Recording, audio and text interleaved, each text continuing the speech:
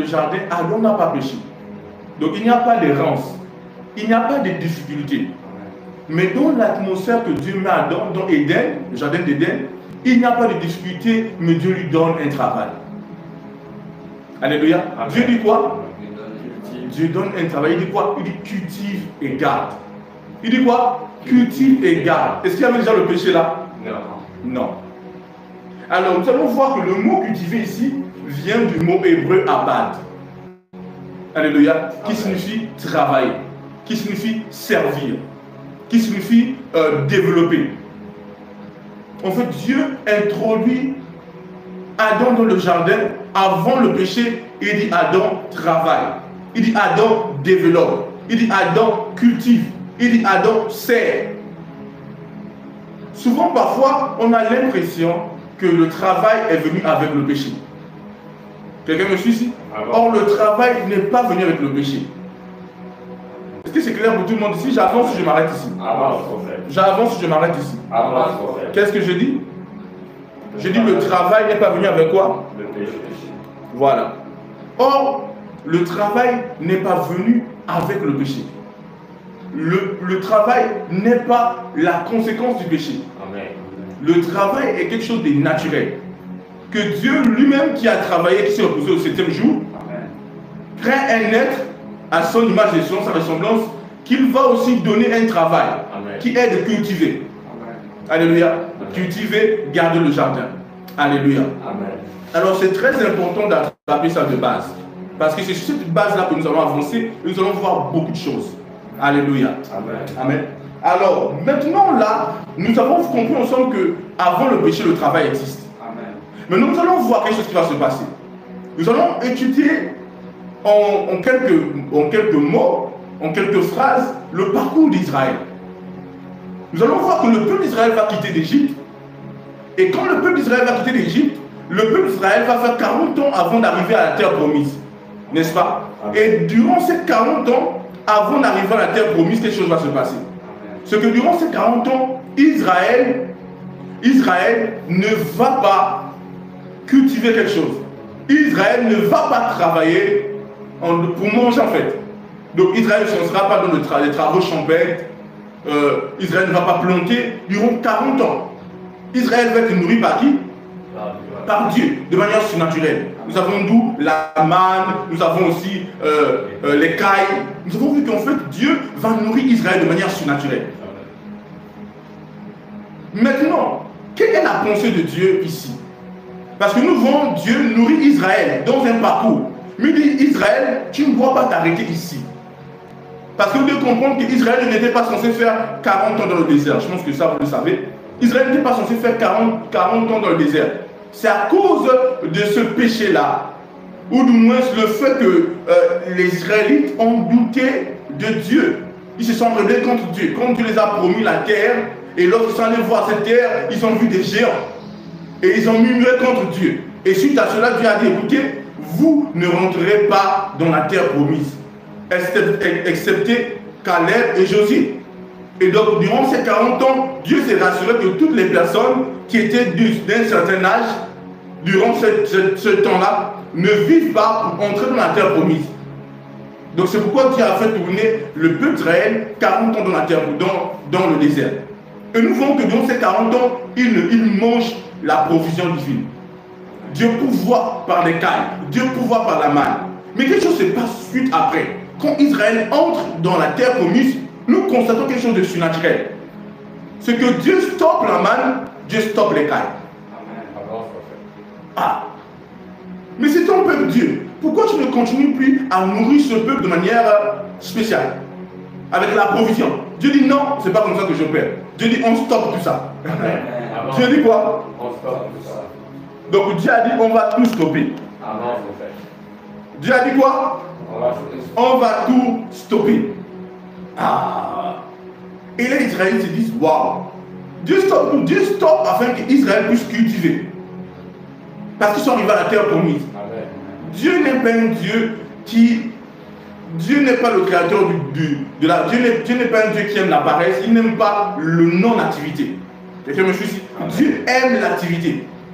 Et c'est ainsi que lorsque Israël arrive à la terre promise, il dit écoutez les gars, vous n'allez pas vivre de la provision divine. Vous allez vivre du travail aussi, de l'effort, de l'activité. Est-ce que Dieu n'est pas le créateur de la terre? Si Dieu ne voulait pas que l'homme cultive la terre, quelque chose devait se faire de manière surnaturelle. Mais Dieu, avant le péché, dit Adam, tu vas cultiver. Donc Adam devait faire un mouvement pour causer quelque chose. Amen.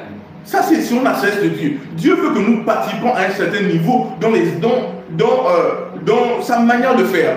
Vous voyez, la Bible dit que Dieu a fait de nous des participants de la nature divine. Il a fait de nous des participants à sa gloire. Dieu partage tout avec nous.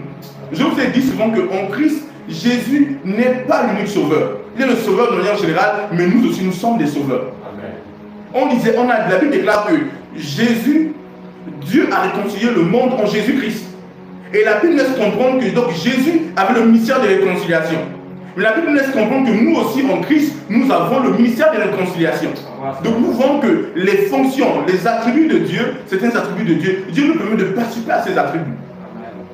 Sa gloire, le fait qu'il a le ministère de réconciliation, le sauveur, nous participons. Et Dieu est comme ça. Alors, donc la sagesse de Dieu, ou le plan de Dieu n'est pas que nous vivons que de la provision surnaturelle de manière à ce que nous ne fassions rien. Quelqu'un me suit ici? Amen. Parce que certaines personnes disent que lorsqu'on parle de Dieu, on parle de la prospérité financière, ils doivent dormir et recevoir tout venant du ciel. Quelqu'un me suit ici? Or, Dieu n'est pas ici. Dieu aime l'activité. Quelqu'un me suit ici? Dieu aime l'activité. Et nous voyons ici combien de fois il dit non, Israël, tu ne continueras pas comme ça. Tu dois entrer en activité. Tu dois faire le mouvement. Et quand vous allez étudier combien de fois Dieu bénit, vous allez vous rendre compte que la Bible déclare que Dieu va dire vos greniers vont déborder. Il va ouvrir les écluses des cieux. Nous voyons une bénédiction majeure à propos de ceux qui donnent dans la maison du Seigneur, dans Malachie chapitre 3, verset 10, où il va menacer le dévoreur. Il va ouvrir les écluses des cieux. Amen. Les greniers vont abonder. Amen. Vous voyez qu'il y aura une grande moisson. Nous voyons que Dieu ne bénit pas en exclusion l'activité en fait. Dieu bénit avec l'activité. Donc il faut l'activité pour que Dieu bénisse. C'est pourquoi il dit je bénirai l'œuvre de tes mains. Là c'est très important de comprendre. En fait, certaines personnes peuvent se dire mais Dieu, nous on peut dormir puis tu mets tout dans notre bouche. Non, ça c'est pas le plaisir de Dieu. Le plaisir de Dieu c'est de nous voir en mouvement. C'est de nous voir dans l'activité. C'est de nous voir faire des pas. Ça c'est son plaisir. Je vous ai toujours dit que lorsque l'aigle vole et va dans les hauteurs, l'aigle glorifie Dieu. Donc à un certain niveau, l'activité est une forme d'adoration ou est un moyen de glorifier Dieu. Parce qu'on accomplit ce qu'il nous appelle accomplir. Dieu nous a donné des mains pour agir avec nos mains. Dieu nous a donné des pieds pour marcher. Si quelqu'un ne marche pas avec les pieds, c'est un problème. Et de vous à moi, nous savons que si quelqu'un, les pieds ne marchent pas, on sait qu'il y a un dysfonctionnement. Et ce dysfonctionnement ne vient pas de Dieu. Parce que Dieu ne crée pas d'infirmité. Quelqu'un me suit ici? Voilà. Donc nous voyons qu'à mesure que nous utilisons notre corps ou nous entrons en activité, Dieu se réjouit de nous voir en activité. Et ça, il faut le comprendre. Amen. Et n'oubliez pas que l'Ancien Testament est l'ombre des choses à venir du Nouveau Testament. Donc nous voyons que Dieu n'aime pas que ses enfants ou son peuple soient oisifs, soient sans activité et ne fait que manger et boire. Quelqu'un me suit ici? C'est très important de le comprendre. Alléluia. Est-ce que je peux avancer? Amen. Nous voyons deux images. Ils arrivent dans la terre promise. On se dit que dans la terre promise, là-bas, en fait, ils vont arrêter de cultiver. C'est la terre promise, non? On se dit qu'ils vont juste dormir et manger juste des fruits et la terre va pousser juste. Et pourtant, Dieu a bien dit que dans ce pays, c'est le pays où coule le lait et le miel. Attends, si le pays là coule le lait et le miel, pourquoi il ne voit pas des fontaines de miel, des fontaines de lait? Mais il n'y a pas ça. Dans le pays où coule le lait et le miel, Dieu s'attend de les voir être en activité. Dieu les attend de voir œuvrer. Donc c'est vraiment le plaisir de Dieu de nous voir en activité. Et ça, je veux que vous puissiez l'attraper. Ça, je veux que vous puissiez l'attraper. C'est un grand pas vers ce que je veux développer ce soir. Alléluia. Amen. J'avance? Gloire à Dieu. Alors, ce qui va nous emmener à un autre point, je vais développer. Alors, vous allez voir quelque chose de très important. Lorsqu'on parle de l'argent, vous savez combien de fois je définis l'argent. Je vais me permettre de redonner la définition de l'argent. Pour vous qui suivez les programmes, j'ai insisté, j'ai demandé à tout le monde de pouvoir écouter en boucle les anciens programmes de finances. Alléluia. Et dans certains extraits des enseignements de finances sur l'argent, je donne une définition de l'argent ou plusieurs définitions de l'argent. J'essaie de définir l'argent. Et je dis que l'argent est un bien immatériel. Je dis que l'argent n'est pas matériel. Maintenant, ce soir, nous allons avancer. Et je veux que pendant que nous puissions avancer, que vous puissiez prendre des informations, que vous puissiez noter pour après réhabiliter ces choses-là. C'est très important. Alléluia. Amen. Ok. Alors, donc avant de parler de l'argent, avant que l'argent n'existe, on va parler d'un phénomène qui existait avant l'argent. C'est le phénomène du troc. Qui connaît le troc? Amen. Alors, dans le temps ancien, avant que l'argent ne puisse être mis en œuvre, les gens procédaient par le principe du troc. Parce que lorsqu'on parle des créateurs de richesses, vous devez comprendre que l'argent, c'est les richesses. Parce qu'avec l'argent, tu peux acheter du maïs, avec l'argent, tu peux acheter du miel, avec l'argent, tu peux acheter de l'or, avec l'argent, tu peux acheter du diamant. Donc, lorsqu'on parle des richesses de manière financière, l'argent symbolise les richesses. Et ça va aussi dans le sens des définitions de l'argent. Est-ce que je peux avancer? Avance, en fait. Ok. Alors, donc je dis, avant que l'argent ne soit mis en œuvre, les hommes procédaient dans le principe du troc. Ils allaient dans le principe du troc. Et c'est quoi le troc? Le troc, c'est le fait d'échanger des biens, d'échanger des richesses, de faire des formes d'échange. C'est-à-dire que moi, j'ai du miel, tu as du maïs, tu veux du miel, tu me donnes le maïs, du maïs, et moi, je te donne du miel. Vous voyez? Donc, durant un temps, quand il n'y avait pas l'argent, les hommes procédaient par le principe du troc. Ils ont besoin de la viande, ils ont besoin de la viande, eux ils ont du sel, les autres ont de la viande. Qu'est-ce qu'ils font? Ils vont donner aux autres la viande et les autres vont leur donner du sel. En fait, vous devez comprendre une chose, le principe du troc n'a pas cessé de faire. Le troc continue aujourd'hui, mais sous une autre forme. Parce que l'argent a camouflé le troc, mais le troc continue à se produire. Je prends un exemple. Alléluia. Je prends un exemple. Un homme, il va faire de l'agriculture. N'est-ce pas? Il fait de l'agriculture et il a du maïs. Vous comprenez? Il va, après la moisson, la récolte, il va vendre son maïs. Et lorsqu'il va vendre le maïs, il va recevoir de l'argent. En fait, cet argent qu'il reçoit là, c'est son maïs, mais sous une autre forme. Quelqu'un me suit ici? Et là, il va prendre son maïs qu'il a sous une autre forme là, il va le donner à quelqu'un qui peut-être a fait ce qu'on appelle l'élevage des poules. Des poulains. Et il va prendre l'argent, il va donner au gars qui fait de l'élevage des poulains pour avoir un poulet. En fait, ce qu'il donne au gars, c'est le maïs, mais sous une autre forme. Vous savez comment je chante la dire? En fait, il continue à faire le troc, mais l'argent permet de transporter, de conserver l'élément là, sous une forme. Donc en fait, c'est le maïs qui va donner au gars qui vend du poulet. C'est son maïs, mais sous une autre forme. Et donc il va donner l'argent au gars qui vend du poulet, le gars va donner le poulet. Du poulet. Quelqu'un me suit ici? Est-ce que vous essayez de comprendre? C'est le troc, mais sous une autre forme. Alléluia. C'est toujours du troc. Parce que c'est son maïs qu'il a dans une autre forme. Et vous savez, aujourd'hui, avec la monnaie numérique, quand on parle de l'argent numérique, la crypto-monnaie, on ne comprend plus ça. Parfois, il faut échanger une monnaie. Parfois, en fait, dans la crypto-monnaie, vous comprenez que le troc est une réalité. Quelqu'un me suit ici? Voilà. Donc, le troc est une réalité aujourd'hui, mais l'argent a camouflé le principe du troc. On ne parle plus du troc, mais l'argent, ce qu'on continue à faire aujourd'hui, c'est toujours du troc, mais sous une autre forme. Amen. Alléluia. L'argent est là, existe, et on ne parle plus vraiment du troc. Or, nous continuons à être dans un principe de troc. Amen. Donc, je vous ai fait comprendre que l'argent est immatériel. Yes. Alors là, nous entrons dans les définitions de l'argent. Je donnerai deux définitions de l'argent que vous avez déjà compris si vous suivez mes enseignements. Deux ou même trois, je pense que je donnerai trois. Trois définitions, et ces définitions sont trois grandes réalités à propos de l'argent. Parce que lorsqu'on parle de richesse, sachez que la richesse, quand on parle de richesse, on parle d'argent. Je vous ai dit pourquoi. Parce que l'argent, c'est les richesses. Je veux dire que l'argent peut acheter quoi? L'or, le diamant, le pétrole, c'est du maïs, des moutons, des bœufs. Donc lorsqu'on parle de richesse, en gros, on parle directement de l'argent. Alléluia, j'avance. Voilà. Donc 3 définitions majeures que vous devez comprendre à propos de l'argent qui va vous ouvrir votre esprit. Parce que nous sommes en train de parler des créateurs de richesse. Alléluia. Alors une des premières vérités qui semble être une définition de l'argent, c'est que l'argent est immatériel. Et ça, vous devez le comprendre. Je dis quoi? L'argent est immatériel. L'argent est immatériel. Je vous ai dit que lorsqu'on prend un papier, un bien d'argent, ce bien d'argent n'est que la représentation de quoi? De quelque chose. Quelqu'un me suit ici? Écoutez, je prends souvent cet exemple-là. Je dis quelqu'un va arrêter un taxi, il va dire taxi, laissez-moi à Liberté 6 ou un endroit précis.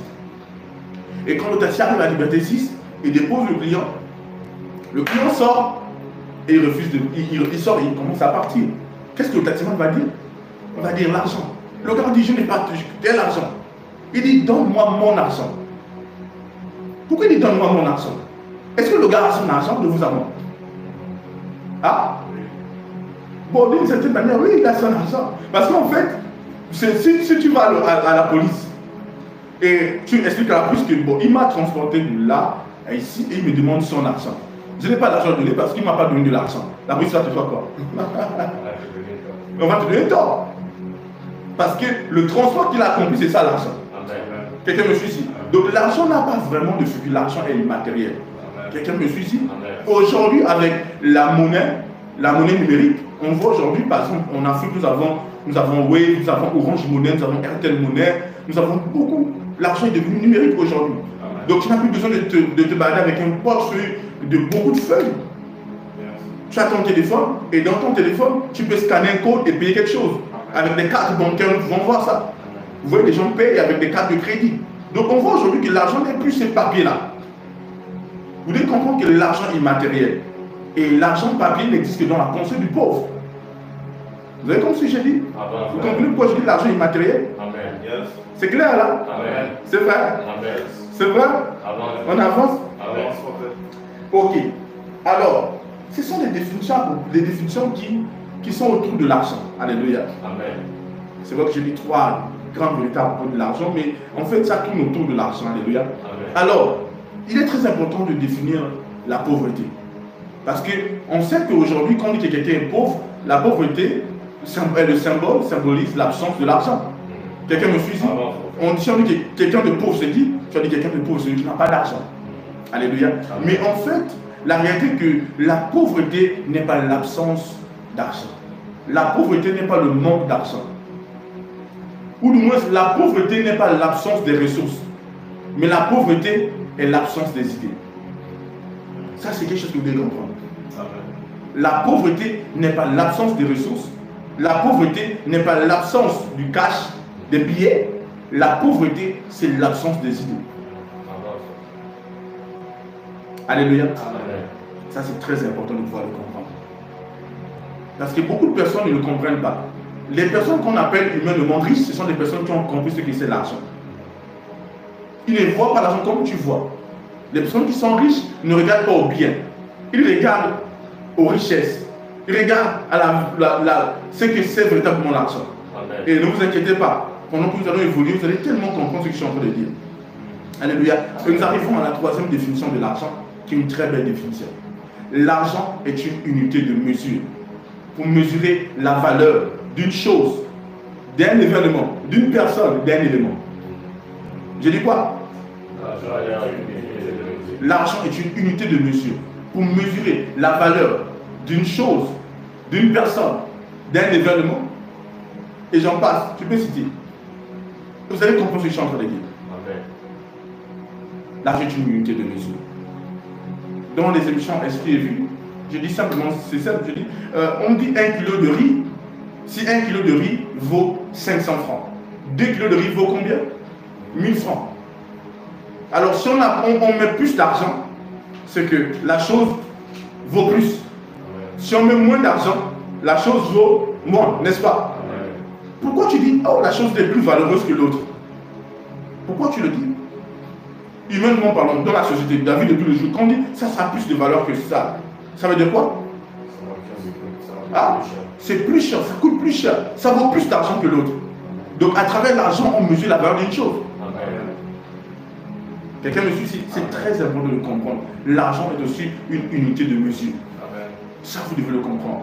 Si tu prends par exemple, si je te transporte, un taximan dit si je te transporte à une distance de 10 km, tu paies par exemple 2000 francs. À une distance de 40 km, par exemple, tu paies 20 000 francs. Vous voyez, donc l'argent nous aide à mesurer.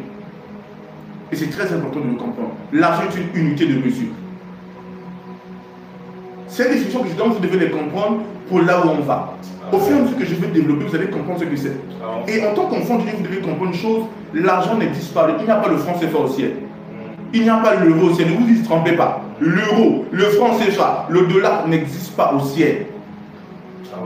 L'argent, je vous ai déjà donné des enseignements où l'argent n'est pas, le système monétaire n'est pas un système inspiré par Dieu.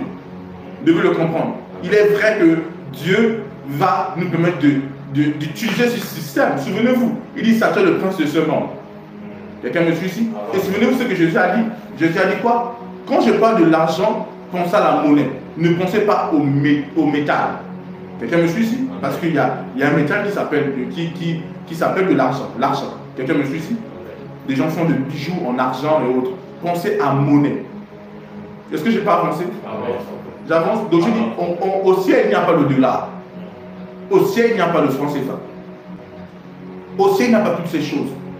Quand on déclare miracle money, l'argent miracle, vous allez voir que certaines personnes, on va les appeler, quelqu'un va les appeler pour leur donner leur argent qu'on les devait, ou quelqu'un va venir acheter leurs marchandises. C'est vrai, certains reçoivent souvent de l'argent des endroits qui ne savent pas d'où ça vient. Certaines personnes vont ramasser de l'argent quelque part. On avait dernièrement certains qui ont retrouvé de l'argent. Vous voyez, vous vous souvenez du dernier programme de finance? Alors, vous voyez, en fait, ce n'est pas l'argent qui est au ciel. C'est un mouvement angélique pour occasionner certaines choses.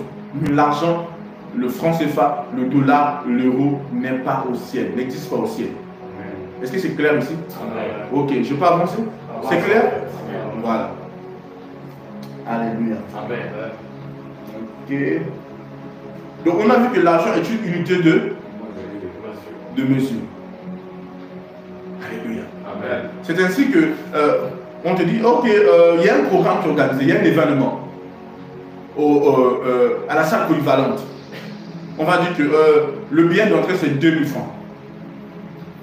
Et à un autre endroit, dans une salle de ciné, on dit qu'il y a un autre programme, un autre événement. Et le billet d'entrée c'est 10 000 francs. Mais si toi, pour toi, tu décides de ne pas aller à la salle polyvalente et tu vas à la salle de cinéma où tu payes 10 000 francs, ça veut dire quoi? Que le programme, l'événement à la salle de cinéma est plus valeureux pour toi que l'événement à la salle polyvalente. Vous voyez ce que je suis en train de dire? C'est comme ça. Et dans le même lot, nous voyons dans la vie de tous les jours combien de fois les hommes sacrifient de l'argent pour sauver des vies. Nous voyons combien de fois des hommes cassent tout ce qu'on appelle leurs économies. Parce qu'un parent est malade, parce qu'il doit faire quelque chose pour un parent. Quelqu'un me suit ici. On voit combien de fois les hommes dépensent de l'argent pour sauver des vies. Parce que tout simplement, l'argent est l'unité de mesure. Pour mesurer la valeur d'une chose, d'une personne et autre. Si une personne est assez valeureuse pour quelqu'un, ou pour une autre personne, cette personne sera prête à supplier tout son argent pour la personne. Alléluia. Est-ce que je peux avancer? Vous avez compris ces trois définitions, ces trois choses que j'ai données là, ces trois grandes vérités que vous devez attraper pour tout le long du programme. Alors, vous voyez que si vous comprenez ce que j'ai dit, vous n'allez plus penser à habiller. Vous n'allez plus penser à quoi? Habiller. Vous allez penser à quoi? Si on dit déjà que l'argent est une unité de valeur, de mesure d'une valeur, vous devez comprendre que, en fait, le bien n'est rien. Le bien n'est que l'unité de mesure. Le bien n'est rien. La vraie chose, c'est quoi? C'est l'élément. C'est pour vous allez voir que le pauvre va regarder au bien, mais le riche va regarder au terrain. Le riche va regarder au matériel. Quelqu'un me suit ici? Et puis, j'ai aussi dit une chose, j'ai aussi dit quelque chose durant cet enseignement. J'ai dit l'argent est une grande distraction, que seuls ceux qui le savent prennent avantage. J'ai dit quoi? L'argent est une grande distraction, que seuls ceux qui le savent. Quand je parle de l'argent, je parle du bien.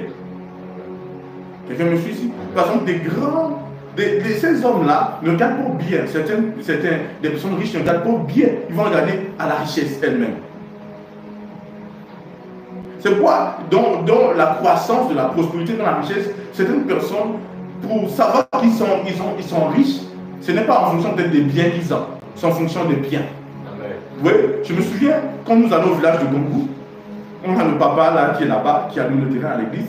Ce papa, il aime ses vaches. Alléluia. Il ne joue pas avec ses troupeaux.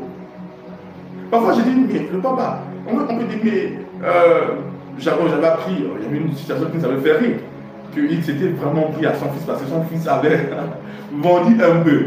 Alléluia. Vous voyez? Et parfois, oui, il sait que le bœuf ne joue pas avec le bœuf.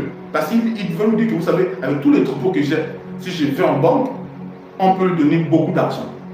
Quelqu'un me suit, on peut lui donner des prêts de vraiment des millions à cause des troupeaux. Je crois qu'il avait 3 grands troupeaux de bœufs.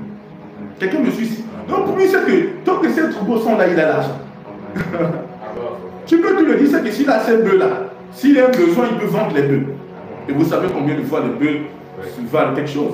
Donc pour lui, vous le voyez les bœufs marcher, vous voyez les bœufs, mais lui, c'est que ça, c'est l'argent. En fait, c'est ça la vraie richesse. Ce n'est pas le papier. C'est pourquoi les vrais enfants de Dieu riches ne regardent pas au papier. Le papier est une distraction. Regardez ces gens-là, ils créent une monnaie, par exemple, on va parler de l'Afrique. Ils créent une monnaie pour les Africains. Hein? On voit le franc CFA qui n'est pas construit, qui n'est pas fait en Afrique. C'est fait peut-être en France. Alléluia. Et alors, les gars, ils disent, vous avez le pétrole. Ils disent, je vous donne des papiers que nous on fait. Oui, c'est que je dis que l'argent est une distraction pour ceux qui l'ont compris. Ils vous donnent des papiers que même ils font. Vous vous rendez compte de ça? Ils vous font des papiers, ils vous donnent ces papiers-là. Et ils disent, ok, avec ces papiers, ils rachètent encore votre pétrole et autres. Je ne sais pas si vous essayez de comprendre ce que je suis en train de dire. Ils sont ceux qui font les papiers qu'ils vous donnent. Eux ne regardent pas au papier, regardent à la vraie richesse. Regardent le pétrole, ils savent que c'est ça la richesse. Ce n'est pas les biens qui est la richesse. C'est le pétrole la richesse. C'est le diamant la richesse. C'est le bois la richesse. C'est l'or la richesse. Ce n'est pas le papier. Alléluia.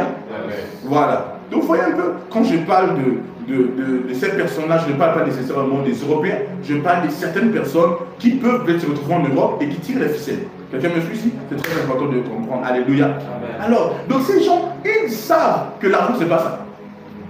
Pendant que vous vous battez en disant, le papier, je veux le papier, ils ne se battent pas pour le papier.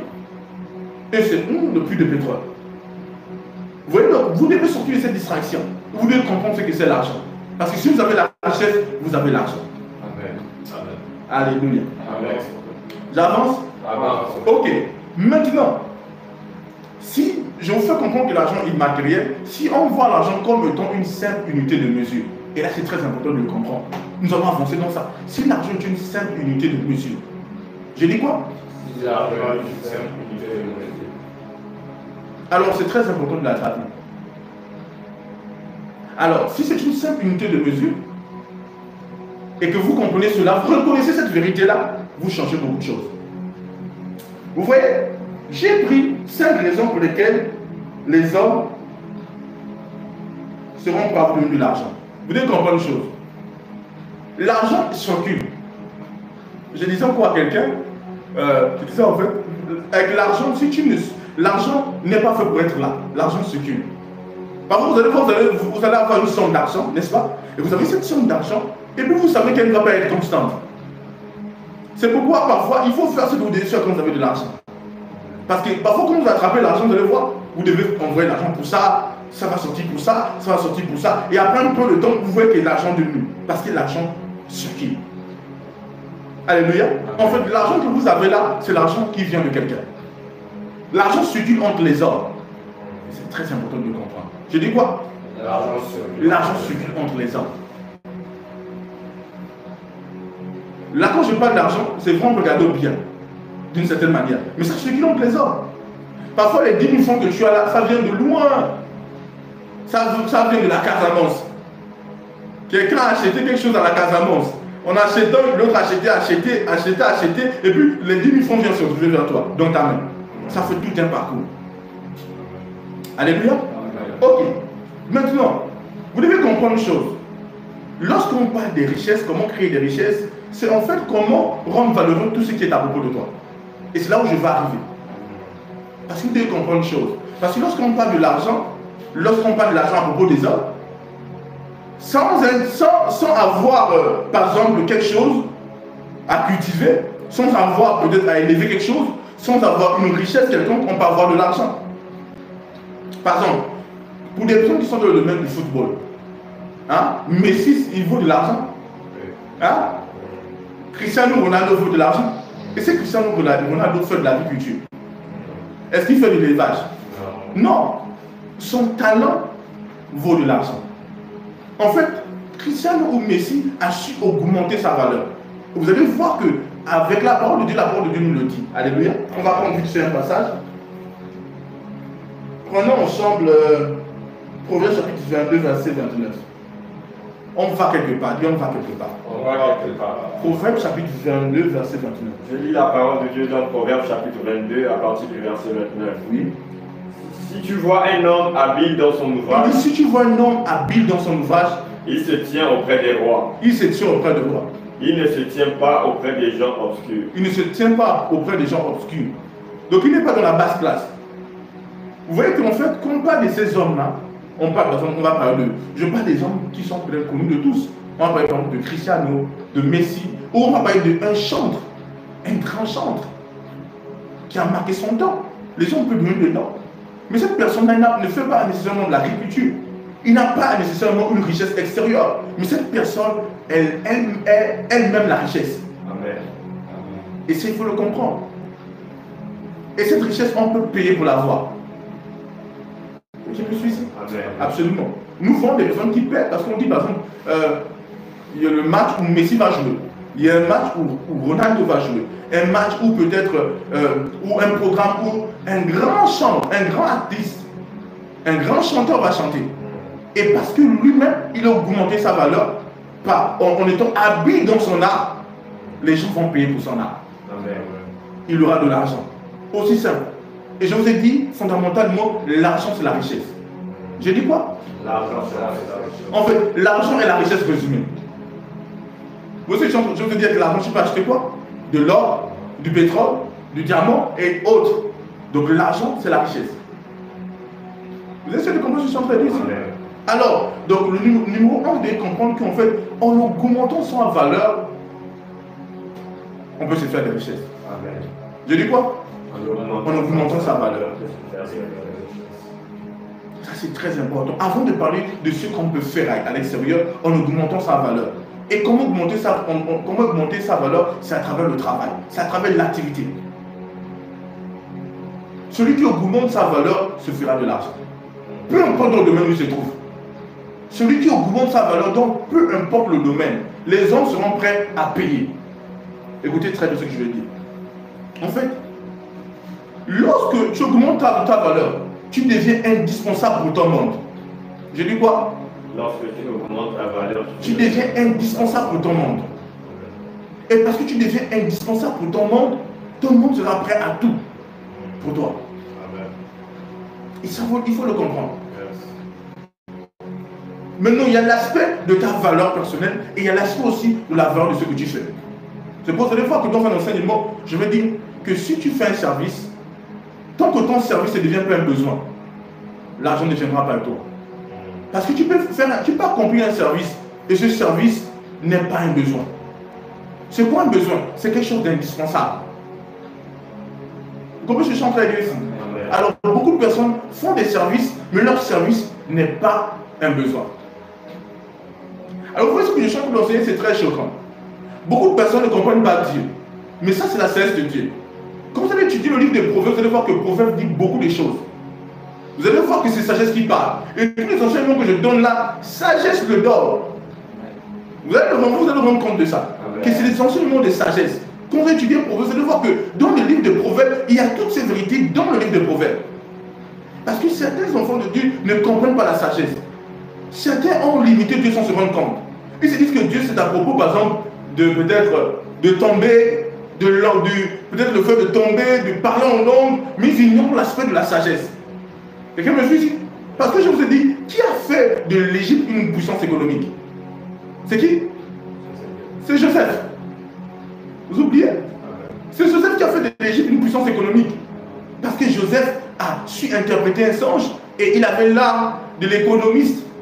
Il a montré au pharaon qu'il est possible d'échapper à cette famine qui va arriver. Il a donné des procédés. Mais de vous annoncer que Joseph n'était pas dans une école d'économie. Mais l'esprit de sagesse a une manière de voir. En fait, c'est ce que les enfants doivent comprendre. L'esprit de sagesse t'apprend des choses que personne ne peut t'apprendre. Et que certaines personnes peuvent attraper aussi. Parce que tu comprends une chose, la sagesse de Dieu est disponible même aux inconvertis. Je suis en train de dire quoi? La sagesse de Dieu est disponible même. Absolument. Pourquoi? La sagesse de Dieu est contenue dans la création. Celui qui contemple la création peut attraper des vérités de la sagesse de Dieu. Quelqu'un me suit ici? On voit des personnes qui disent, écoutez, à travers les arbres, ils apprennent la patience. L'agriculteur, il apprend la patience. Parce que la patience est dans la création. Quelqu'un me suit ici? Oui. Vous voyez, je vois les gens disent souvent qu'on ne peut pas suivre deux lièvres à la fois. Vous avez entendu ce proverbe-là? Oui. Parce que tout simplement, ils l'ont expérimenté. Et là, c'est une sagesse. Quelqu'un me suit ici? Amen. Qui a déjà vu quelqu'un avec ces deux yeux-là? Il a deux yeux et puis un œil regarde ici, un œil regarde là-bas. Vous avez déjà vu quelqu'un comme ça? Il est là et puis un œil regarde là-bas, un œil regarde. Il continue à marcher. Non. En fait, les deux yeux vont dans une seule direction. Vous avez remarqué ça? En fait, c'est ceci pour montrer que Dieu nous montre qu'en fait, on poursuit un seul but. Quelqu'un me suit ici? Ce n'est pas possible d'aller dans deux directions différentes. Est-ce que c'est possible d'aller dans deux directions différentes? Ce n'est pas possible. Donc nous voyons qu'à travers la création, il est possible de contempler la sagesse de Dieu, d'attraper la sagesse de Dieu. Donc même les inconvertis peuvent, d'une certaine manière, attraper la sagesse du Créateur. Ça, vous devez le comprendre. C'est ainsi qu'on peut voir un chrétien qui est né de nouveau, mais qui n'est pas un bosseur, qui n'est pas un travailleur, qui est un paresseux, n'est-ce pas? On peut voir quelqu'un qui n'est pas né de nouveau, mais qui est un travailleur. Et pourtant, la Bible laisse comprendre que Dieu n'aime pas les paresseux. Mais on voit que quelqu'un qui n'est pas né de nouveau peut être un travailleur par rapport à quelqu'un qui est né de nouveau. Donc cette personne-là qui n'est pas née de nouveau, d'une certaine manière, a attrapé un élément très important qu'une personne qui est née de nouveau et qui a la complétude de la sagesse de Dieu n'a pas attrapé. Alléluia. Est-ce que je peux avancer? Avance en fait. Est-ce que je peux avancer? Avance en fait. Je peux voir les commentaires dans le chat. Alléluia. Amen. Je vois les commentaires. Est-ce qu'il y a du feu dans le chat? Est-ce que j'avance? Avance en fait. Est-ce que vous comprenez ce que je suis en train de dire ici là? Amen. Vous n'êtes pas dans un cours d'économie, vous êtes à l'église. Qui comprend ce que je suis en train de dire? Mettez le feu, je veux voir le feu. Je veux voir le feu. Est-ce que mes soldats sont là? Je veux voir le feu, je veux voir le feu, je veux voir le feu. Ok. Asibi bonne force. Ok. Shalom. Audrey comme sous-marie d'Asilva. Il semble. Je veux voir le feu. J'avance. Avance. Elisa de Jésus. Je veux voir le feu. Puis wisdom. Je veux voir le feu. Alléluia. Je suis très content de vous voir là. On est. Ah, ok. Gloire à Dieu. Vous attrapez bien ça? Alléluia. Agnès Diata. Maman Agnès, gloire à Dieu. Alléluia. Amen. Amen. J'aime ça. J'aime voir comme mes soldats sont là. Comme mes soldats sont là, je me sens vraiment en forme. Yes. Alléluia. Amen. Les soldats sont vraiment là. J'aime ça. J'aime quand je sens mes soldats. J'aime les sentir là. Alléluia. Amen. Alors, oui. Donc, c'est possible d'attraper la sagesse de Dieu à travers quoi? À travers la création.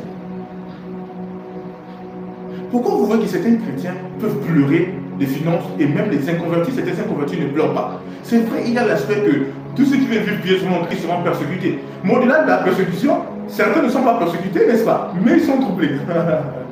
Alléluia. Oui.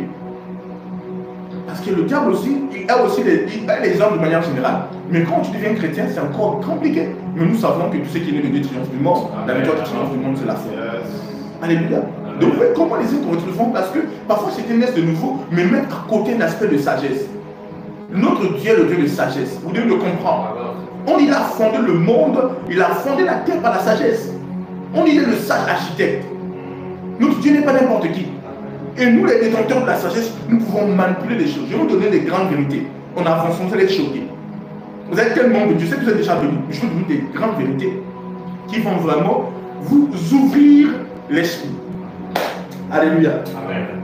Amen. Amen. Donc j'avais parlé d'augmenter la valeur. Vous vous souvenez de ça? Amen. C'est ce que je parlais, je disais. C'était ça mes dernières paroles. Hein? Ok, je parlais d'augmenter la valeur. Je vous dis une chose. Ça c'est entre nous, alléluia. On est entre nous. Alors un jour, en tant qu'homme de Dieu, Dieu m'a dit quelque chose. Mais Dieu a littéralement changé ma perspective de la vie et de certaines choses. Prenez vite un passage. 1 Timothée, chapitre 4, verset 12.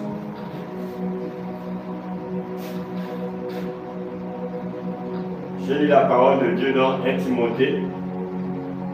1 Timothée. Chapitre 4, verset 12.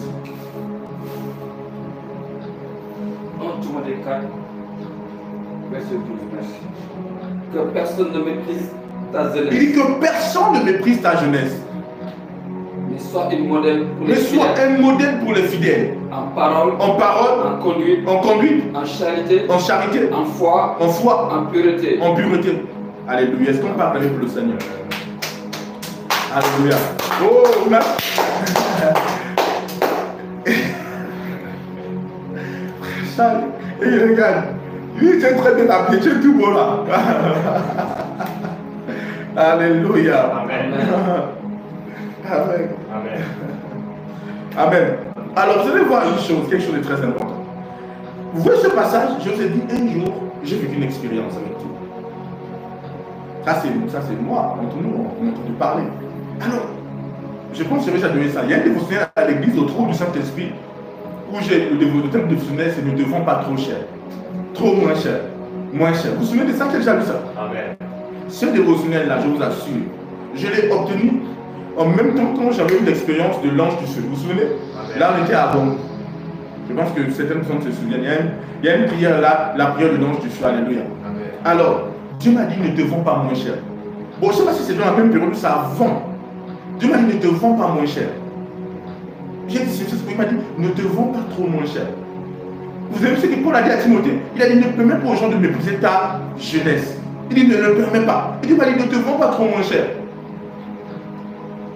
Vous savez, parce que parfois, on peut parfois rencontrer des personnes auxquelles on a manifesté des vertus, mais de l'autre manière de manifester les vertus, pour cette personne, on a eu l'impression de se vendre très moins cher. Et pour Dieu aussi.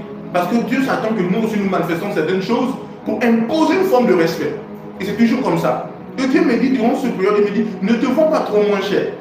Pourquoi? Parce que j'avais vu expérimenter quelque chose avec, d'une certaine manière, une âme qui, j'aimais vraiment maximiser dans la vie de l'âme, mais après, le retour ne suivait pas, venant de cette âme. Alléluia. Et là, j'ai prié beaucoup pour l'âme, j'étais en train de prier, j'ai intercédé pour l'âme, et Dieu m'a dit, ne te vends pas moins cher. Et vous savez, c'était durant la même période où j'étais à Gongou, et le papa que j'ai dit ici me disait, mais tu fais quoi à Dakar? Il me dit, mais qu'est-ce que tu fais là? Il me dit, pourquoi qu'est-ce que les gens de Dakar peuvent te donner que moi je ne peux pas te donner ici au village? En fait, il parlait plus financièrement. Or, moi, ce n'était pas cet aspect. Parce que ce n'est pas à propos des finances. Vous voyez que je suis à Dakar. Donc, il me disait un peu des choses comme ça. Mais ce n'était pas à propos de ce qu'ils proposaient. C'était à propos de la soif qu'ils avaient. Vous voyez ce que je suis en train de dire? C'est à propos de la faim que les villageois avaient. Le fait d'avoir l'homme de Dieu, la faim qu'ils avaient. Vous savez, par exemple, j'ai repris la dernière fois, j'ai dit, ne vous habituez pas au miracle. Vous vous souvenez de ça? Parce que j'ai dit, même si on voit des miracles se produire, des décontournements de situations, des procès, de ces genres de choses-là, on ne doit pas s'habituer à ça. Parce que c'était lorsqu'il se familiarise à certaines choses, il rabaisse la valeur de certaines choses. C'est ainsi qu'au trône, parfois, on dit que quelqu'un a eu un miracle d'argent ou un procès a été gagné. Parfois, c'était ne célèbre pas sérieusement ça. Peut-être parce qu'ils sont habitués à entendre des gens de ces miracles-là. Ces genres de miracles. Vous voyez? Et parfois, lorsqu'ils sont habitués à avoir des miracles, ils dévalorisent la chose. Vous voyez ce que je suis en train de dire? Il y a des personnes comme ça qui vont, par exemple, dévaloriser certaines choses ou certaines présences de certaines personnes. Vous voyez? Parce que, par exemple, c'est possible qu'on se donne trop à certaines personnes, on se donne tellement que, parce qu'on s'est trop donné à elles, à ces personnes-là, qu'elles peuvent dévaloriser notre valeur. Vous avez déjà vécu ce que je suis en train de dire ici. Réduire la valeur de notre valeur parce que tout simplement, ces personnes se rendent compte qu'on se maximise dans leur vie. Et dans notre manière de se maximiser dans leur vie, sans se rendre compte, ces personnes réduisent notre valeur. Parce qu'on est devenu trop présent. On est trop accessible. On est devenu trop facile pour eux. Quelqu'un me suit ici. Et là, durant cette période, tu me dis, ne te vends pas moins cher. Et le Seigneur m'a commencé à me parler de beaucoup de choses. Il m'a dit, il y a des choses qui sont importantes que tu dois faire pour ne pas réduire ta valeur. Et ça, je le dis à tout le monde. Amen. Il y a des choses que vous devez comprendre. Vous ne devez pas faire pour ne pas réduire votre valeur. Dieu m'a dit, tu es présent dans la vie des âmes. Tu te donnes à 100. Tu fais tout ça, tu fais ça. Mais regarde, ces âmes, cette âme, particulièrement, ne te donne pas ta valeur. Il me dit, tu ne peux pas te dévaloriser au nom de l'amour. Quelqu'un me suit ici. Il me dit, ne te dévalorise pas au nom de l'amour. Il dit, ne te vends pas trop moins cher. Parce que pour moi, tu es valeureux. Quelqu'un me suit ici. Il me dit, ok, reste dans ta valeur. Vous allez voir que quand vous allez étudier par exemple la vie des prophètes, vous allez voir que Dieu va toujours directionner les prophètes vers là où ils sont valorisés. C'est pas ce que je suis en train de dire. Dieu va toujours montrer, regardez, je suis arrivé à un endroit où on dit qu'il ne peut faire là aucun miracle. Pourquoi? Parce qu'on a dévalorisé. Oh, c'est aussi charmant. On l'a vu ici, là, on l'a vu grandir. C'est ainsi que Dieu va le déporter. Tous les prophètes qui sont méprisés dans leur patrie, Dieu va les canaliser quelque part. Là où ils peuvent être entendus. C'est pourquoi les personnes qui bénéficient majoritairement des bénédictions du prophète, d'un homme de Dieu, d'un envoyé de Dieu, d'une personne, ce sont des personnes qui valorisent cette personne. Ça, il faut le comprendre absolument. Et vous voyez, durant ce temps, Dieu m'a fait comprendre ça. Il m'a dit, ne te vends pas moins cher. Ne permets pas aux gens de mépriser ta jeunesse, comme par exemple il a dit à Timothée. Il dit, Timothée, c'est pas parce que tu es jeune que tu vas permettre aux gens de mépriser ta jeunesse. Quelqu'un me suit ici? Parfois les gens peuvent dire, bon, il est trop jeune. Vous voyez? Et c'est ainsi que quand Dieu se révèle à Jérémie, Jérémie dit, je suis un enfant. Il dit, qui t'a dit que tu étais un enfant? C'est pourquoi, vous voyez, ils ne sont pas toujours appréciés lorsqu'on dit, oh, c'est un enfant. Il ne faut pas se faire. Il y a des personnes qui ont un âge, mais ils aiment ça. Oh, non, laissez-la, laissez-lui, c'est un enfant. Non. Sans se rendre compte qu'ils réduisent leur valeur. Jérémie a dit, je suis un enfant. Il a dit, Jérémie, tu n'es pas un enfant. Avant que tu ne sois né, je t'avais établi prophète des nations. Amen. Comment tu dis que tu es un enfant? Oh, moi, je t'ai établi prophète des nations. Alléluia. Amen. Donc, cette chose a changé. Elle a changé d'une certaine manière ma manière de voir. Durant cette retraite, ça a changé ma manière de voir. Vous voyez que ça a changé. Dieu m'a dit, élève tes valeurs. Il m'a dit, élève-toi. Donne-toi plus de valeur. Oui, il dit, donne-toi plus de valeur. Excellent, il dit, impose la valeur. Alléluia. Amen. Vous voyez que donc Dieu, ça c'est le message que Dieu donne. Il te dit, augmente ta valeur. Parce que si tu n'augmentes pas ta valeur, les hommes ne vont pas te valoriser. Et ça, il faut le comprendre. Celui qui ne sait pas augmenter sa valeur, on ne le valorisera pas. Mais on n'augmente pas sa valeur en soulevant les épaules. Quelqu'un me suit ici? Parce que certaines personnes ne comprennent pas le meilleur moyen d'augmenter leur valeur. Ce n'est pas seulement en soulevant les épaules. Il y a beaucoup de moyens. Et l'un des moyens que Dieu pouvait me donner, ou donner à certains, c'est, j'ai déjà enseigné sur la loi de la rareté. Je dis tout ce qui est rare et valeureux. Amen. La loi de la rareté. Tout ce qui n'est pas familier à un homme, il va le valoriser. J'ai dit quoi? Tout ce qui n'est pas familier à un homme, il va le valoriser. Mais tout ce que l'homme peut avoir facilement, va le dévaloriser. C'est ainsi qu'ils sont donné un homme beaucoup de pierres d'or. Si l'homme a tellement de l'or, il risque de réduire la valeur de l'or. À quel moment le prix de l'or baisse? C'est certainement lorsque peut-être il y a des facteurs qui jouent et qui font que l'or ne soit plus rare. Imaginez-vous qu'on dit qu'il n'y a plus de pain dans la vie. Hein? Il n'y a plus de pain dans la vie, il reste que 5 miches de pain, 5 baguettes. Vous pensez que le gars là qui sait qu'il reste 5 baguettes et c'est sa boutique et tout le monde veut le pain? Vous pensez qu'il va vendre le pain encore à la baguette à 150? Non! Bon, ton cher. Quelqu'un dit, je veux la baguette à 1000 francs. L'autre dit à 20 000 francs. Ça peut aller comme ça. Si quelqu'un est trop fâché, je prends la baguette à 100 000 francs. Et l'autre dit, mes enfants veulent la baguette là. Et celui-là, il a des millions. Il dit, je prends la baguette à 5 millions. Je ne sais pas si vous me montrez quelque chose. Quelqu'un dit, ok, toi tu prends 5 millions, moi j'ai dit 100 millions. Donc comment un jeu comme ça? Et les baguettes ne peuvent pas parler. Parce que tout ce qui est rare a de la valeur. Je dis quoi? Tout ce qui est rare a de la valeur.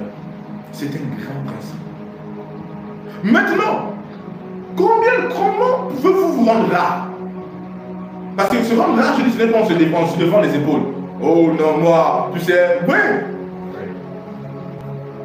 Amen. Amen. Vous connaissez des gens qui ont les épaules carrées et puis qui baissent un peu ça comme ça. Ils marchent genre. Ils sont tellement. Non. Ici, nous montre comment augmenter sa valeur. Il dit celui qui est habile dans son art, dans son œuvre, il ne se tient pas parmi les hommes obscurs. On va dire non, là, c'est pas sa place. Il se tient parmi les rois. Amen. Celui qui s'est élevé à la maîtrise de son art. Pourquoi on ne peut pas payer Cristiano comme on paye n'importe quel footballeur? Parce qu'il a augmenté, il est habile dans son art. Amen. Il a la maîtrise de son art. Et ça, beaucoup de chrétiens ne comprennent pas ça. Ils ne savent pas comment augmenter la maîtrise de leur art. Parfois, il y a des chrétiens qui ne comprennent pas ça. Si je parlerai peut-être, si je dois parler de certaines personnes, je peux parler de comment augmenter sa personnalité, comment augmenter ses valeurs par l'excellence. Quand tu augmentes ton niveau d'excellence, tu augmentes ta valeur, tu augmentes ton prix. Dieu m'a dit, écoute, dis à mes enfants d'augmenter leur prix. Pour Dieu, tu as la valeur qu'il t'a donnée, tu as la valeur de Jésus-Christ. Mais pour le monde, tu n'as pas la valeur de Jésus-Christ. Hein? Tu as la valeur qui semble voir que tu as. Donc il faut savoir comment augmenter ces valeurs. Je peux être un chrétien qui est juste là, parce qu'il y a des gens qui sont comme ça. Ils passent le temps à dire au secours, ils font ça. Et au mieux, il n'y a aucune consistance, aucune valeur. Je vous ai montré dès le début de cet enseignement que Dieu est le Dieu. Oh mon Dieu, le temps est parti. De quelle heure? 20? 21 heures? 21 heures. Oh là là. Ok.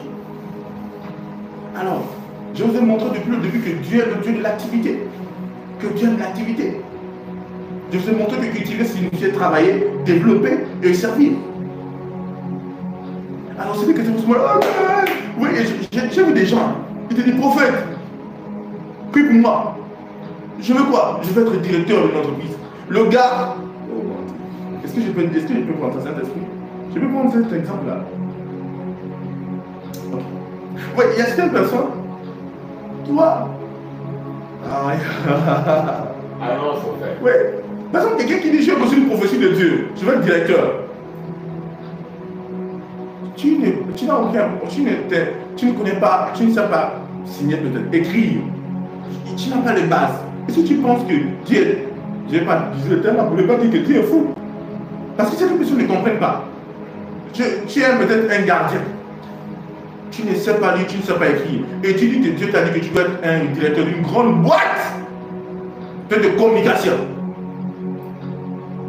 Il est vrai que peut-être Dieu te l'a dit. Mais Dieu te l'a dit, mais ça ne suffit pas. Dieu va te dire, si Dieu te l'a dit, Dieu va t'emmener dans le temps d'investissement. Dieu va t'investir, il va t'emmener, tu dois savoir lire, tu dois savoir écrire, il doit travailler en toi. Ou tu dois développer, tu dois faire l'investissement dans ta personne. C'est pas comme tu chantes très bien. Par contre, tu vois, quelqu'un qui dit prophète, prie pour moi. Désolé, je n'attaque personne. Hein? Oh, j'attaque personne. Hein? Parce que personne, on va souvent, tu es une dame, ou un homme, tu es un gardien, ou une ménagère, tu ne sais pas lire, tu ne sais pas écrire peut-être. Tu dis, prophète, tu veux un travail, oui, je veux un travail. Tu veux quel travail? Je veux être directeur général de la boîte de communication, prophète, prie pour moi. De vous à moi, est-ce que ça a sens? Mais on va dire que Dieu peut tout, non, Dieu n'est pas. Dieu peut tout, mais à des conditions quand Dieu peut tout. Vous allez comprendre pourquoi je dis des conditions. Écoutez, je vais toujours dire que Dieu peut tout, mais Dieu est limité par son caractère. Vous avez entendu ça? Je dis Dieu ne peut pas faire le mal. Bien qu'il peut tout, il ne peut pas faire le mal. Alléluia. Amen. Alléluia. Dieu ne peut pas faire le mal. Donc dans ce contexte, c'est qu'elle dit prophète, puis pour moi, pour que j'ai. Vous voyez, il y a des chrétiens qui sont comme ça. Mais non, tu ne sais pas lire, tu ne sais pas écrire. Le directeur que tu vas être là, c'est au nom de quoi? C'est pas ce que je suis en train de dire. Parce que c'était mon soeur. Oh, il pleure, mon secours. Ma vie fait de moi un directeur. C'est pas comme ça qu'on fait de toi un directeur. Tu peux devenir une personne forte, mais par d'autres. Tu peux devenir quelqu'un de très prospère par d'autres moyens. Je ne suis pas en train de dire que Dieu ne peut pas faire que quelqu'un qui est ménageur ou gardien devienne directeur. Comprenons le sens de ce que je suis en train de donner ici. Regardez, quand tu lis la vie, on voit la Bible, on voit que celui qui écrit le Nouveau Testament de manière majeure, c'est qui? C'est Paul. Il écrit là une grande partie. Quand le Nouveau Testament, tu as l'impression que le Nouveau Testament, c'est à propos de Paul. Alléluia. Mais le truc, c'est quoi? Paul était investi avec la connaissance. Il était quelqu'un qui était éduqué. Quelqu'un qui était bâti, qui avait un background. Quelqu'un qui était ouvert à la connaissance. C'est ainsi que lorsque Paul parle de la loi, il œuvre librement. Il n'est pas un fou. Vous devez comprendre qu'il y a des choses que Dieu ne peut pas faire à des personnes qui n'ont pas une intelligence, qui n'ont pas un développement dans leur raisonnement. Il y a des choses que Dieu ne peut pas faire à quelqu'un qui ne sait pas s'investir, qui n'a pas de la connaissance. Et ça, vous devez comprendre. Alléluia. Est-ce que c'est clair ce que je suis en train de dire? Absolument. Pourquoi Dieu n'a pas pris n'importe qui pour faire ce que... Les études que Paul a eu à faire, c'est pas n'importe qui. Quand on voit Luc, Luc n'était pas n'importe qui. Quelqu'un me suit ici? Est-ce que je n'ai pas avancé?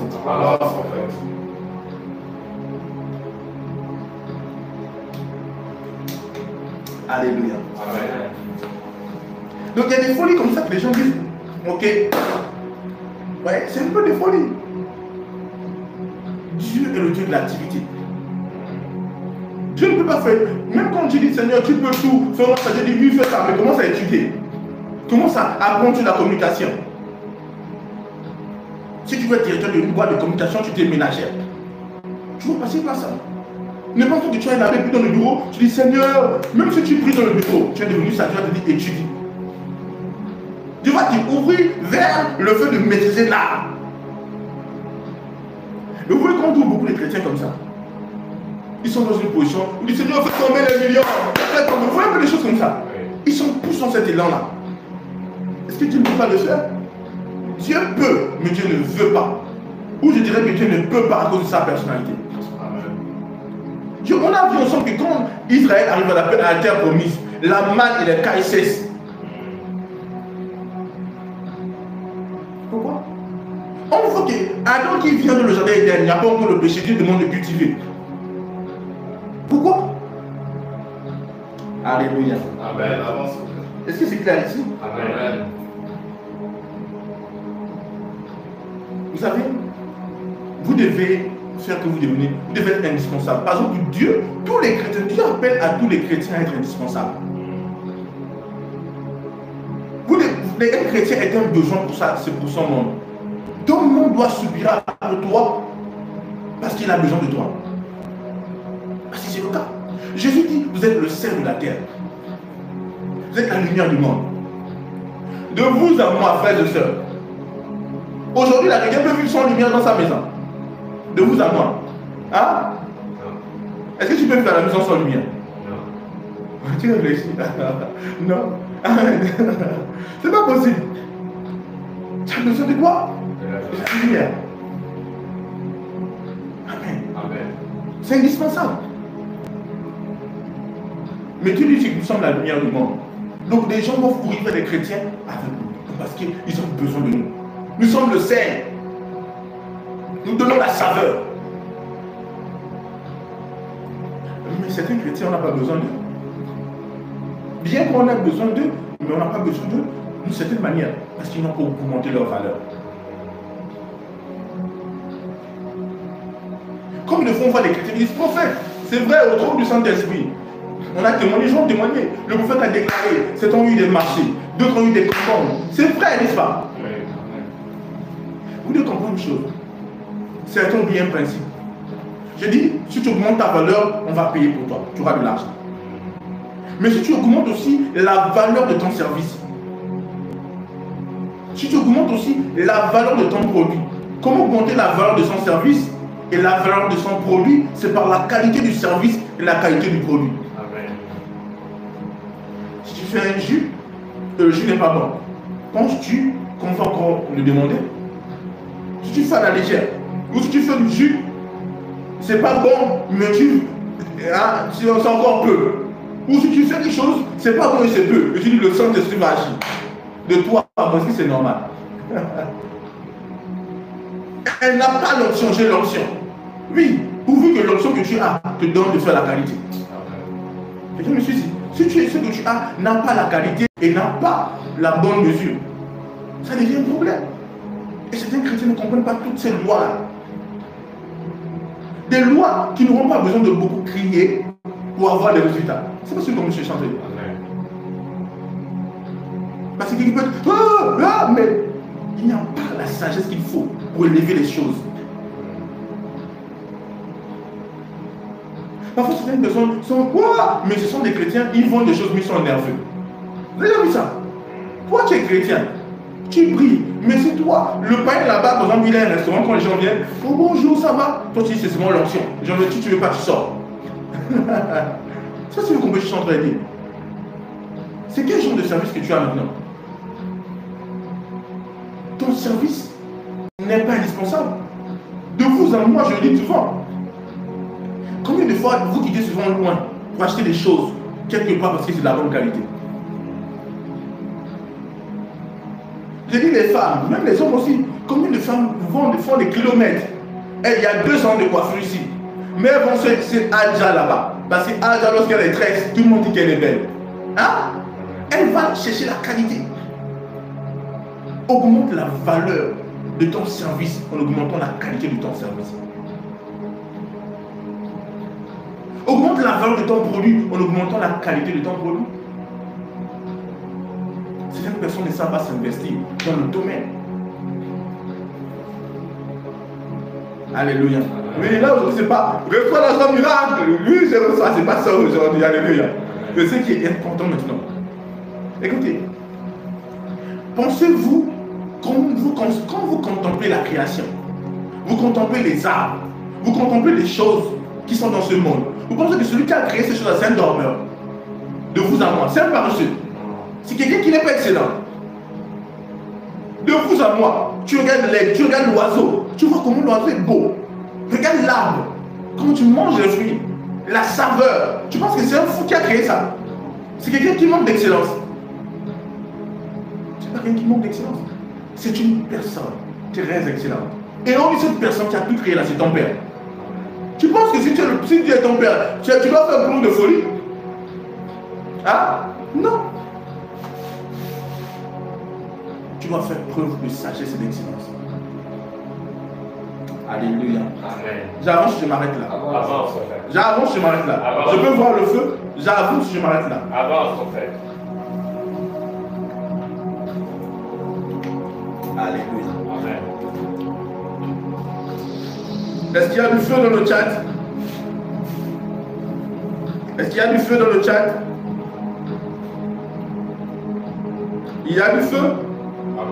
Est-ce que les soldats sont là-haut? Amen. Est-ce que vous êtes là? Amen. Est-ce qu'on peut acclamer pour le Seigneur? Gloire à Dieu!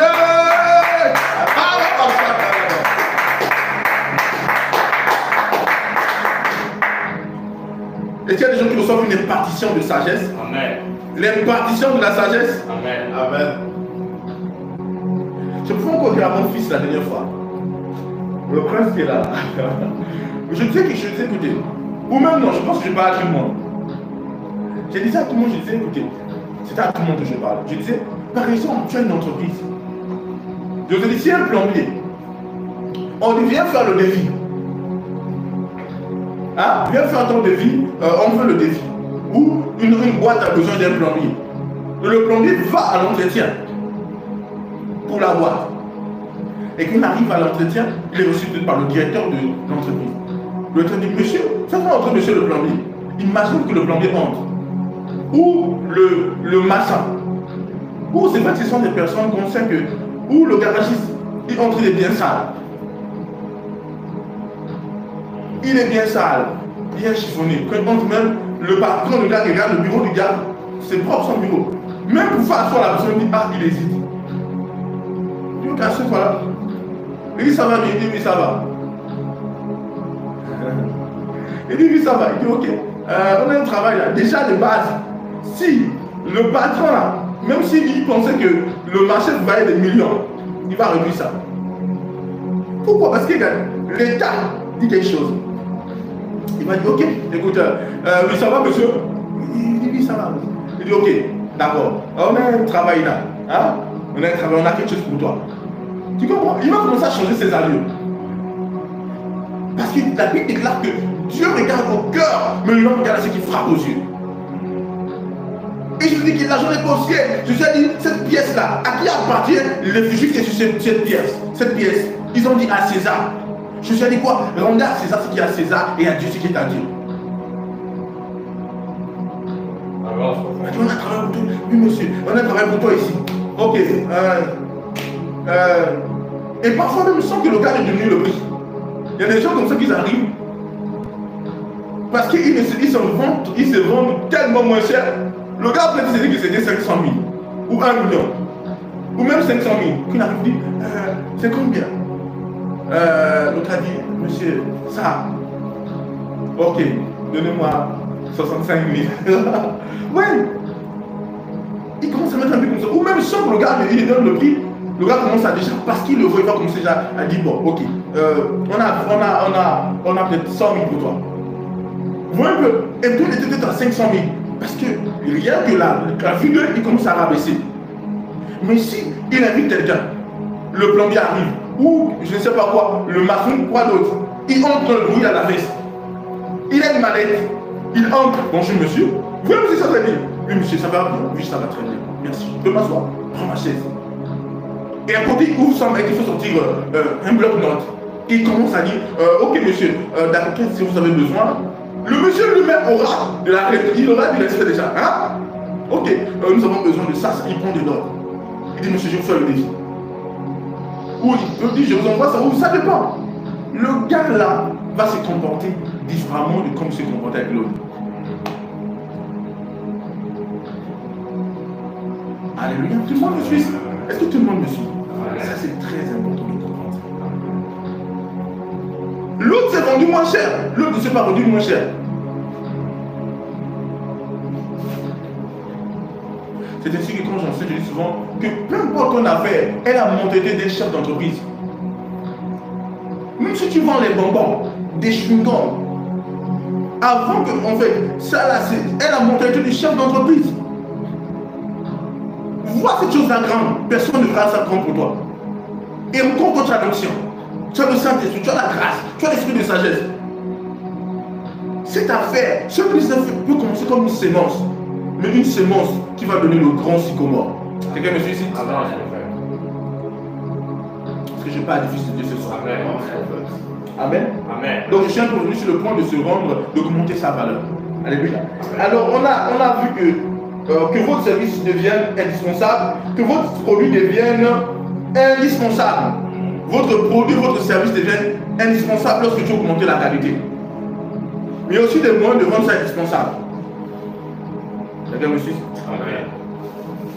On a un exemple de quelque chose là. Ouais. On a l'exemple de certaines boîtes qui se sont rendues indispensables. Ouais, il y a beaucoup d'exemples. Maintenant, rendez-vous compte que plus votre produit est de qualité, les gens auront besoin de ce produit, ils deviendront un besoin. Plus votre service est de qualité, il deviendra un besoin. Parce que quand on aura besoin de ce genre de service, on aura besoin du vôtre. Quand on aura besoin de ce genre de produit, on aura besoin du vôtre. Vous êtes parfois avoir eu besoin d'un produit, et quand vous venez, vous trouvez la mauvaise qualité, et vous dites je vais attendre l'autre, ou vous faites la pression à l'autre, que j'ai besoin de ce produit, parce que vous voulez la qualité. On a toujours besoin de la qualité. Tant que votre service n'est pas de qualité, il n'y a pas de l'excellence, autant pour moi, on n'aura pas besoin de votre service. Tant que votre produit n'est pas excellent, on n'aura pas besoin de votre produit. Tant que vous-même n'êtes pas excellent, une personne excellente, on n'aura pas besoin de vous. Alléluia. Juste ça. Alléluia. Amen. J'avance. Avance. Aussi, notre moyen d'avoir de l'argent, c'est de devenir une solution au problème. Et ça, les enfants de Dieu, vous pouvez le faire. L'enfant de Dieu a l'esprit de sagesse. Et il peut voir des solutions que le monde n'a pas trouvées à des besoins. Imaginez-vous le premier gars qui a créé le kit des écouteurs. Avant que ça ne soit vulgarisé et que tout le monde peut produire, créer des écouteurs. Imaginez-vous, le premier gars a créé des écouteurs. C'est une réponse à un grand besoin. Parce que parfois les gens voulaient parler puis qu'on ne les écoute pas, mais ils avaient le téléphone. Et dès qu'on a dit, il y a un moyen de mettre ça ici, personne ne t'écoute. Tu peux avoir ça, tu as mis le téléphone ici, tu travailles, tu es libre. Imaginez-vous combien de fois les gens se sont ennuyés sur ce produit. Donc avec l'esprit de sagesse, vous pouvez identifier des solutions aux problèmes de votre ville, de votre village, de votre quartier, de votre pays, d'un domaine. Vous pouvez identifier le problème et trouver la solution. Quelqu'un me suit ici? Amen. Et si vous avez la solution à un problème, on viendra à vous. Est-ce que tu parles des fils de Dieu? L'esprit de sagesse peut te donner de voir une solution pour ton village, pour ton quartier, une solution à un problème. Et cette solution te cause les finances. De jour en jour, il y a des découvertes. Des découvertes qui sont des solutions pour des problèmes. Et quand vous découvrez, vous créez une solution à un problème, tous ceux qui ont ce problème viendront à vous. Amen. Et vous-même, il est possible que vous-même, vous soyez la solution à un problème. Et si vous êtes la solution à un problème, on aura besoin de vous toujours. Quelqu'un me suit ici? Je peux avancer? J'avance, je m'arrête ici. Et maintenant, il y a une stratégie que les méchants utilisent. Les méchants, qu'est-ce qu'ils font? Ils créent le problème et ils créent la solution. Donc, ils créent un problème en ayant la solution. C'est comme ils allument le feu et ils jouent au sapeur-pompier. Et d'une certaine manière, l'industrie pharmaceutique, c'est ça en fait leur travail en fait. Ils créent des maladies et puis ils disent ok, on va t'injecter ça. Quelqu'un me suit ici? Regardez, le loup frère a témoigné dimanche, c'était dimanche. Il sentit une douleur, il est connecté même là. Et il voulait prendre les fragments. Il se trouve devant la pharmacie et puis il se dit non. Il suit le live et il est complètement guéri. Amen. Alléluia. Amen. Imaginez-vous, c'est eux qui causaient des fièvres. Je vous ai fait comprendre qu'aujourd'hui, on a découvert que les moustiques sont aussi des arbres créés dans les laboratoires. On a compris que le paludisme a été créé. Ce n'est pas Dieu qui a inventé le paludisme. Donc certaines personnes ont créé le paludisme et ensuite, ils ont le remède. Les créateurs de problèmes, et ils ont la solution, ils se font de l'argent. On a vu combien de fois, durant la période Covid-19, combien de fois plusieurs personnes ont acheté les masques. Imaginez-vous les gars qui étaient... Donc ils se font. Ils créent le problème et ils ont la solution. Ou ils sont la solution au problème. Et l'argent va vers eux. Ça, c'est des méchants. Alléluia. Amen. Alléluia. Je suis en train de libérer des paroles, des mots sur l'algorithme de YouTube là. Amen. Est-ce que vous avez compris ce que je suis en train de dire ici? Je pense qu'on va s'arrêter là pour aujourd'hui. Alléluia. Augmentez votre valeur. Augmentez la valeur de votre produit. Augmentez la valeur de ce que vous faites. Devenez un besoin pour votre membre. Devenez un besoin. Nous allons avancer, notamment peut-être certainement le dimanche. Nous allons avancer peut-être dans ce programme-là. Mais soyez un besoin pour votre membre. Soyez un besoin. Je dis quoi? Soyez un besoin pour votre membre. Alors demain, nous avons même culte. Demain, je crois que nous allons. Alléluia. Amen. Soyez un besoin pour votre membre. Je dis quoi? Soyez un besoin pour votre membre. Élevez votre valeur. Soyez excellent. Maîtrisez votre art. On a des sœurs qui savent tresser. Moi, ce qui me choque, c'est comment tu es une sœur qui sait tresser. Et toi, tu as des problèmes de finances. Vous voyez comment certains chrétiens vont se faire mal gratuitement. Tu sais tresser. Tes mains sont ointes. Et je dirais beaucoup de choses comme ça. Tes mains sont ointes.